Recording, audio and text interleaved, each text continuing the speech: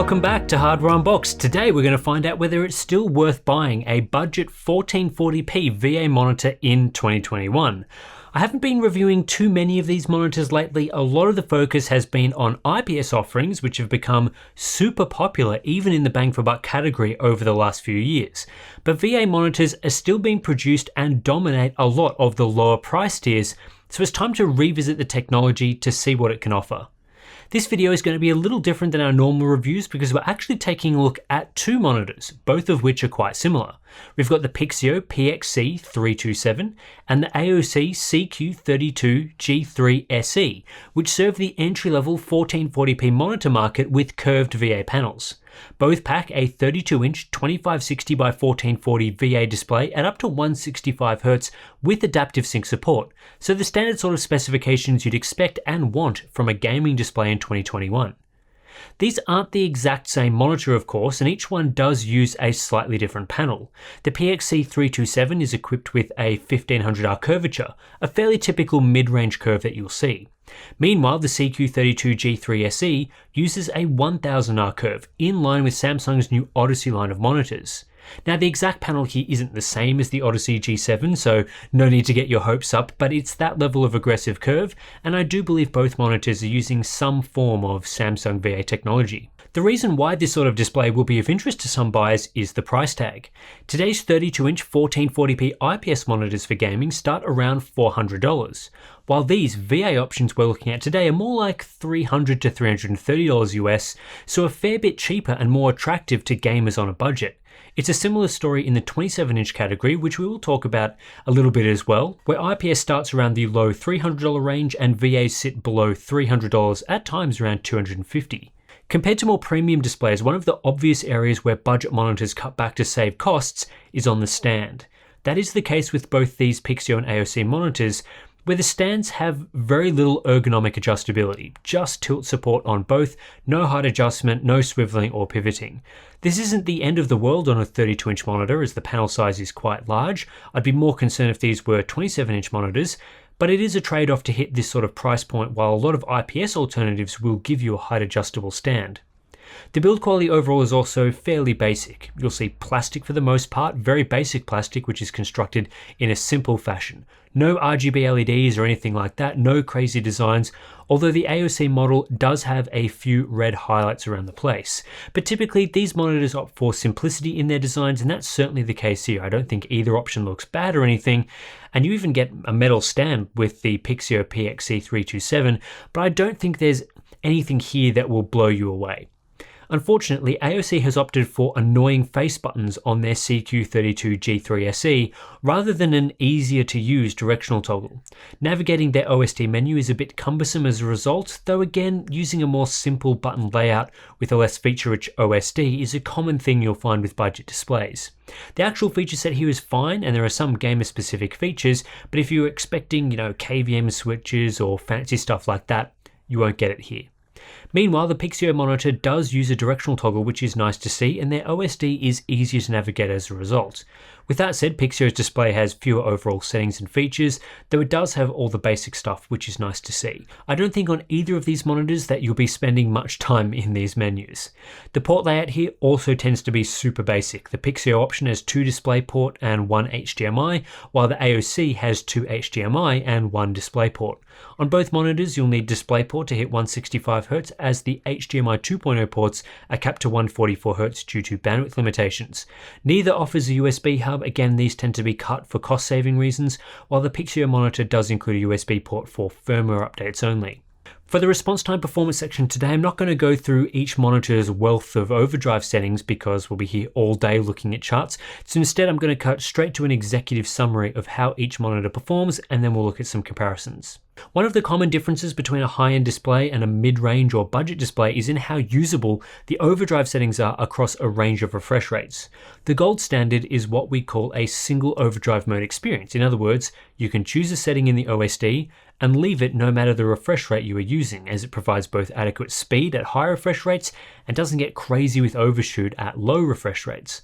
Most of today's great high-end monitors provide this. With more budget displays, like is the case for these Pixio and AOC models, you generally get a situation where 2 overdrive modes are suitable, a faster mode for higher refreshes and a slower mode for lower refreshes.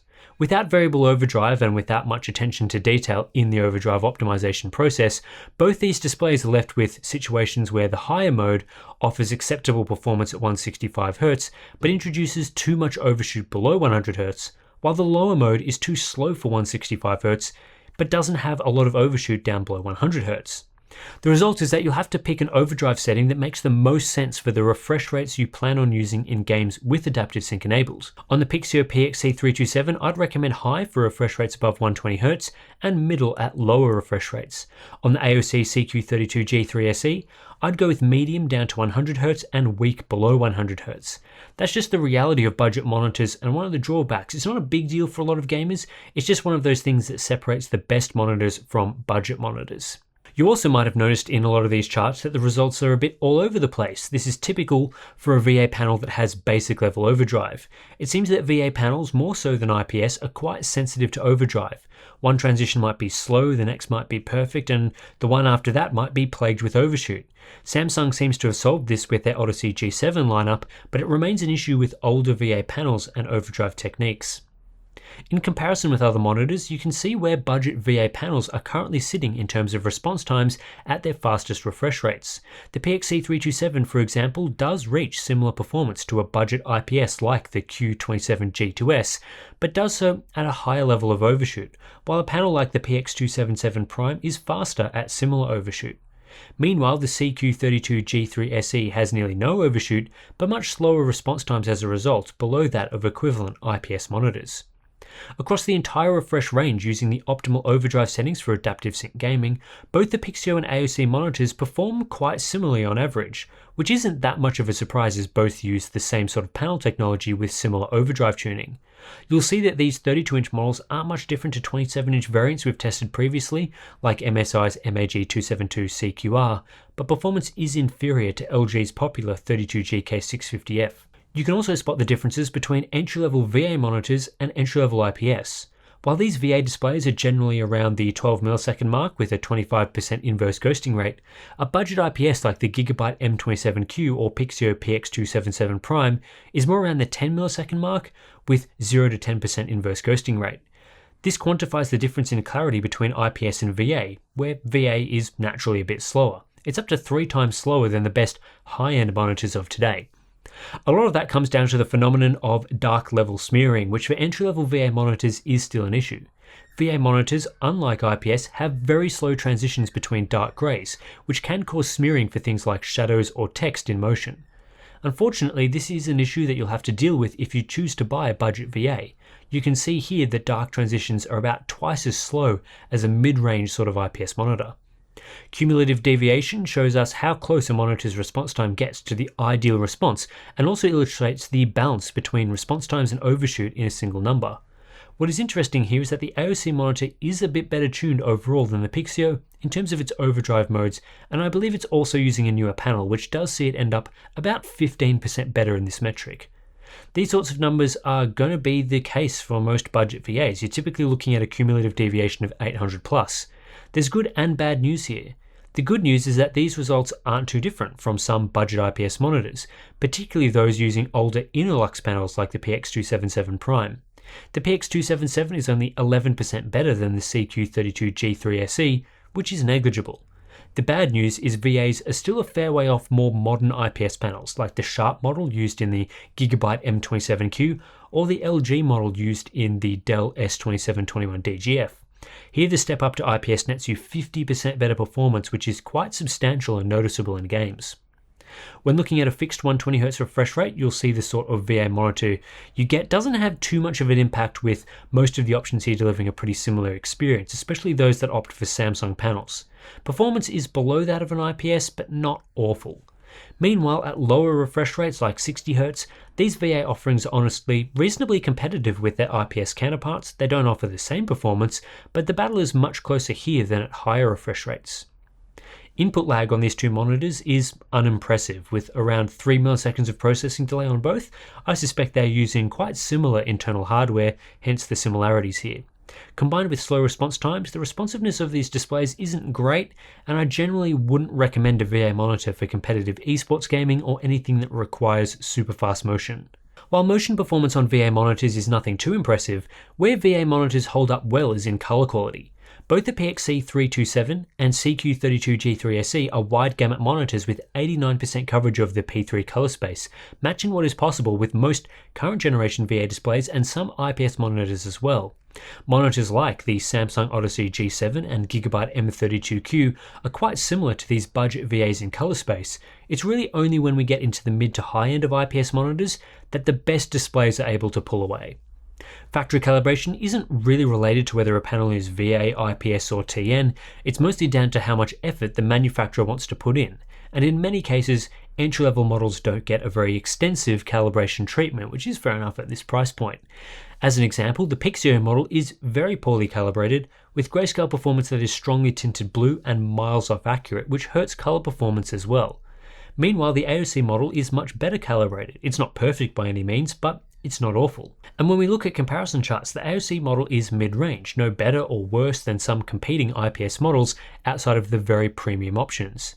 The Pixio model is far behind, but in something like color checker factory calibration, the AOC model performs remarkably well, which is what I like to see and why the color experience of budget VAs can be decent. However, one thing to keep in mind with both of these monitors is that out of the box there will be some oversaturation when viewing regular content, as this is an unclamped wide gamut monitor. And like with many budget displays, the inclusion of sRGB modes is limited. The AOC model does have one, but it doesn't allow you to change the brightness when it's enabled, making it practically useless.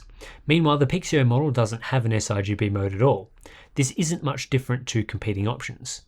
Of course, you can calibrate both models to a reasonable degree, making them suitable for viewing sRGB content and a bit of wide gamut as well. However, I wouldn't necessarily recommend a budget VA for content creation for two reasons. One is that its support for P3 and Adobe RGB is limited to below 90%, which isn't ideal. The second is the curve, which distorts the image. Now, this can be fine for gaming, but personally, I don't find it great for editing photos or videos at this sort of size and aspect ratio. VA monitor brightness does vary a bit because Samsung tends to ship their panels without a backlight, leaving it up to OEMs to integrate their own option. This is why we see the AOC model with brightness only around 310 nits peak, while the Pixio model can hit 390 nits. As for contrast, this is the big strength to VA monitors. If you want a display with good black levels and a respectable contrast ratio, and don't want to fork out thousands for an OLED, then VA is the way to go.